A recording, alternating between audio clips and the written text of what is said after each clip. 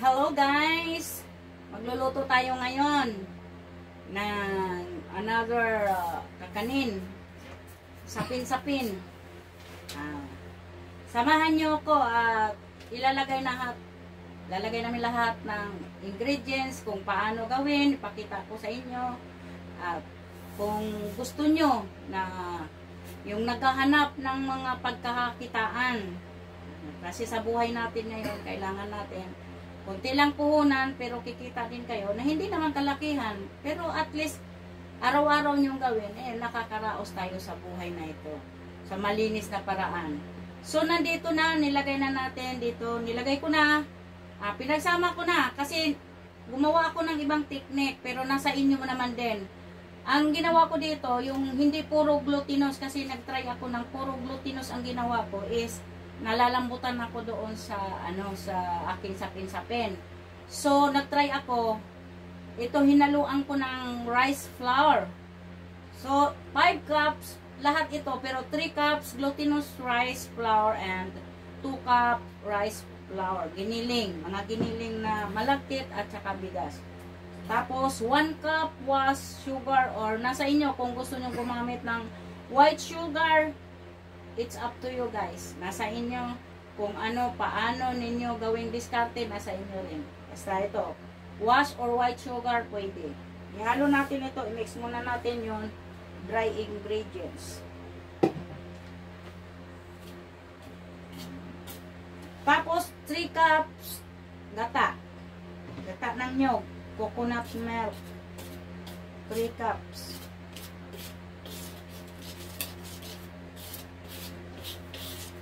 One can milk, condensed milk. Yan lang yung ating ingredient guys. Pero isusulat din namin mamaya.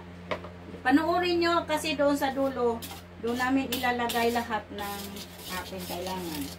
So ilalagay na natin tong milk ng dahan-dahan.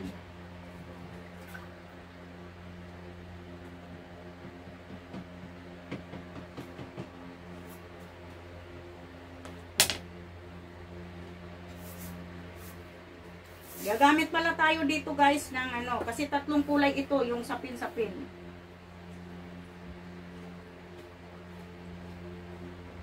Yung ating kulay, obi halaya. Wala kasing langka, kaya gamit na lang tayo ng banana flavor at saka strawberry color. Pang yung food color. Dadagdagan natin ng food color. Nasa inyo kung anong. Yung iba, 4 na kulay ang ginagawa. Mayroong pandan, buko pandan. Pero ako, 3 colors lang ang gagawin ko, guys. It's up to you kung paano nyo gagawing diskarte para, nasa atin lang yun. Sa abilidad lang. Mga technique. Pwede nyong puro glutinous ang gamitin ninyo. Kasi na-try ko na yon. Yung puro glutinous flour, rice flour. Parang mas gusto ko yung mayroong halong rice flour. Kaya ito ang Sundan nyo lang ako guys. Ilista nyo kung gayahin nyo. Tapos, paraan nyo kung try nyo rin yung puro glutinous. Try nyo rin itong ginawa ko. Kung anong mapatok sa inyo guys. Kung anong patok sa customer. Kasi kanya-kanya kasing taste yan eh. Buhos na natin. Yung kaibigan ko, mas gusto nila din ito. Yung may halo na rice, flour. Para mas gusto din nila daw. Kaysa doon sa puro.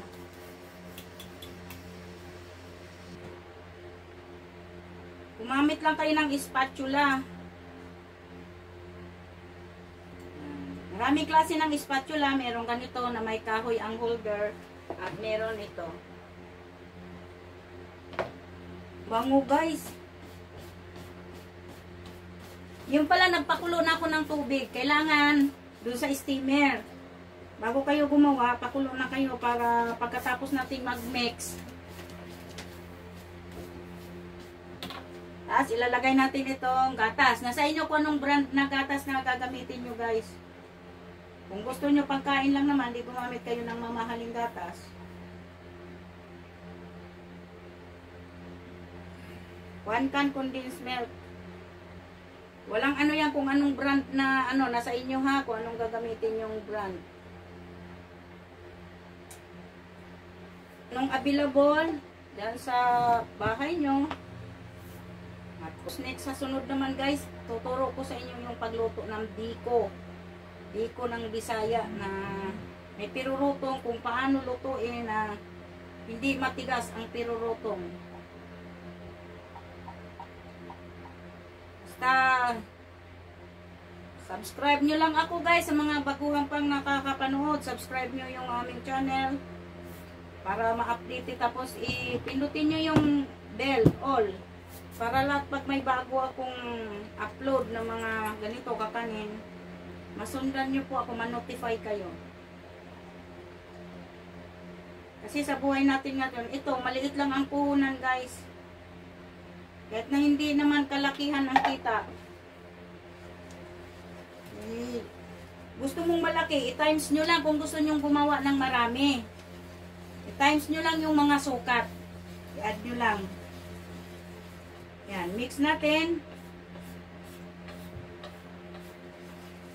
Ito, pagkatapos natin itong ano, i-mix, i-rest muna natin siya ng ano,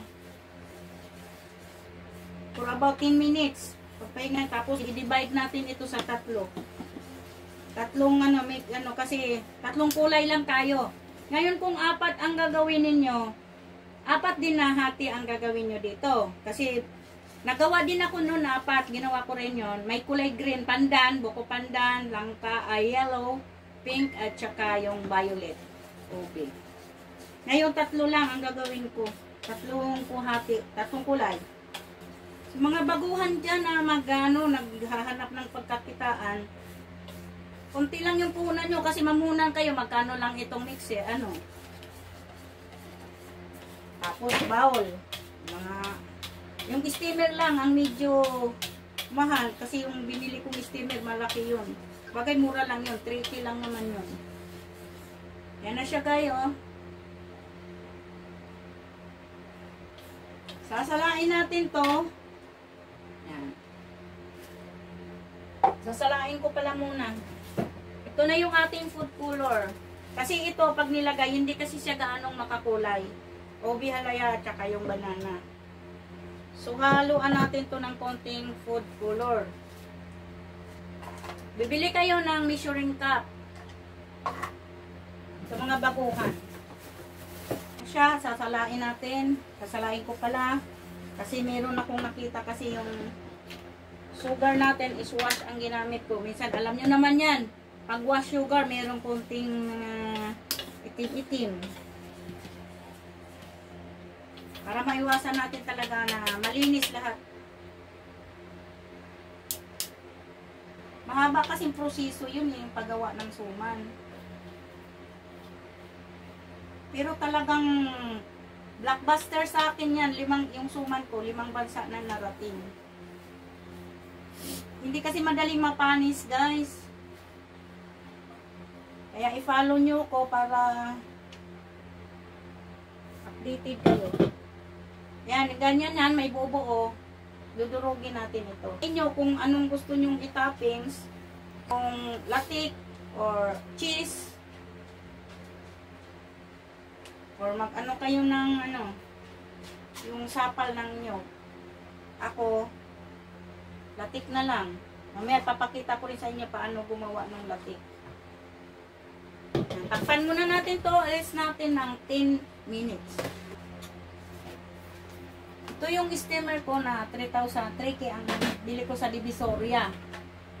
Ito yung kung sa bilao natin ilagay ito, gamitin natin. Ginigrease ko na siya, nag-grease ko na siya ng oil. Ang ginamit ko lang is spring oil. Ginigrease ko na yan. Pwede, bumili din kayo ng brush na ganito sa mga baguhan pa. Ayan, mura lang yung ganito. Pang-grease na. Tapos ito yung ng leche plan. Ayan, lanera. Ito naman yung paglalagyan ko is yung 500 ml na microbubble. Dito ko kasi siya isasalin guys. tubig isasalin dito. Isasalin ko rito. 10 minutes.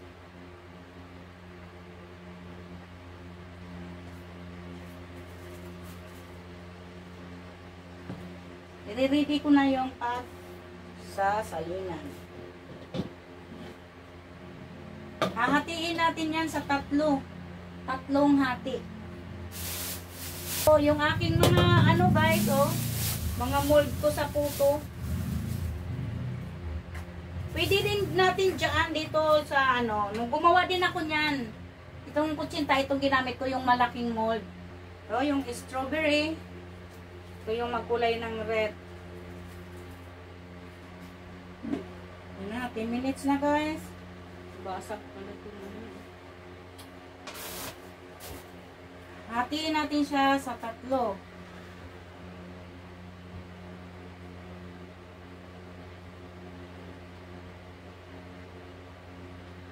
One.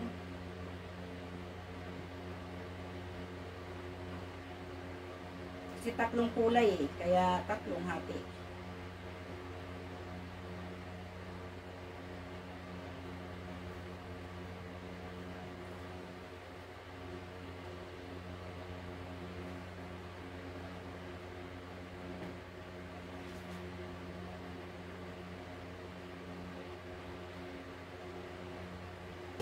Paborito ko kasi mga kakanin kaya talagang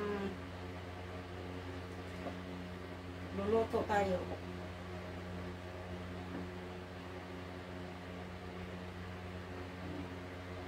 Dalawa.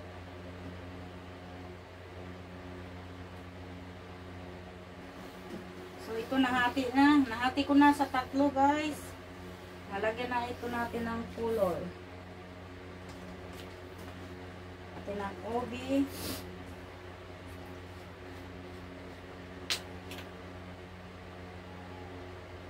1 teaspoon, 1 tablespoon.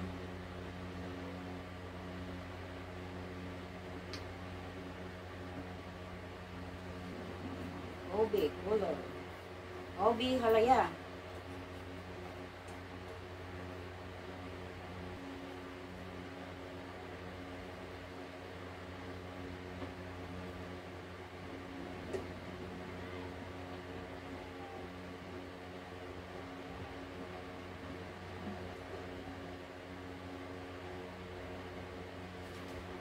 Set aside muna natin yan at yung iba naman.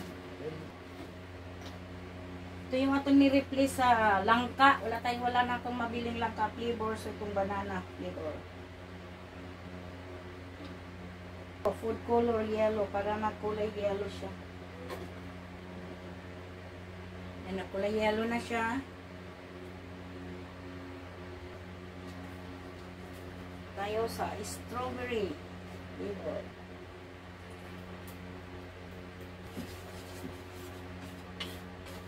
Na-mix ko na yung tatlong kulay.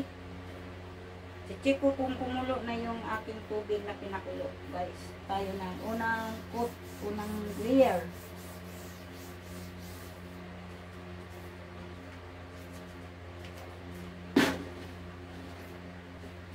Diba itataob natin to. So, nasa inyo kung ano yung gusto nyo. So, unahin ko yung OB paglagay. Si ibabaw yung ating strawberry. Gitna yung yellow.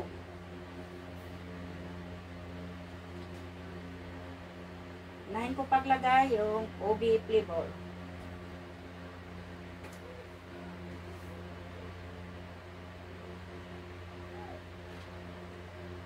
Pantay-pantayin nyo guys ng paglagay. Kung gaano ka. Ayan, kumulo na. Yan, sasalang ko na ito. Yan na lang kayo. Takpan natin takpan ko para hindi ano. After ko kasi hindi nagamit, nilalabhan ko siya. Kaya nandoon. Susunod natin yung yellow.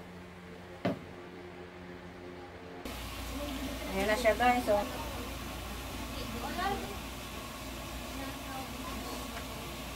Yan, last na lang to. Palamigin muna natin yan. Yan na siya.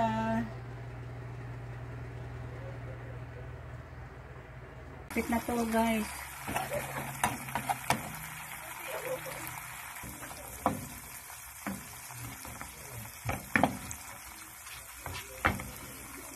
Ito kasi malayo.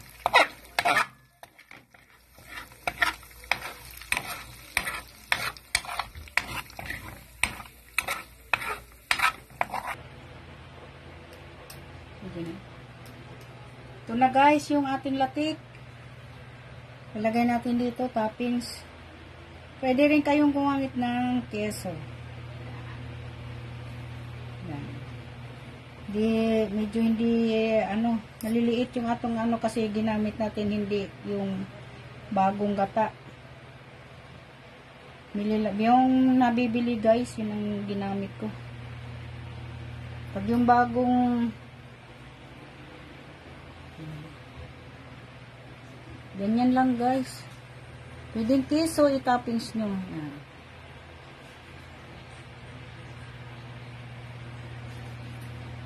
Ay, lilipat ko pa pala to siya.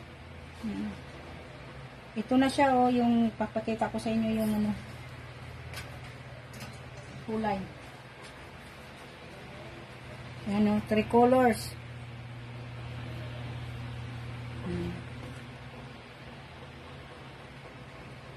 Naging manipis kasi na di natin nakapalan.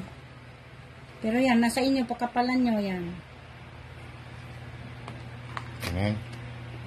Yan siya, oh. Yan. Ayan guys, thank you for watching. Sana please subscribe, like, and share. At andito, ilalagay namin lahat ng complete details kung paano ang mga sukat. Bye-bye. Love you all. God bless.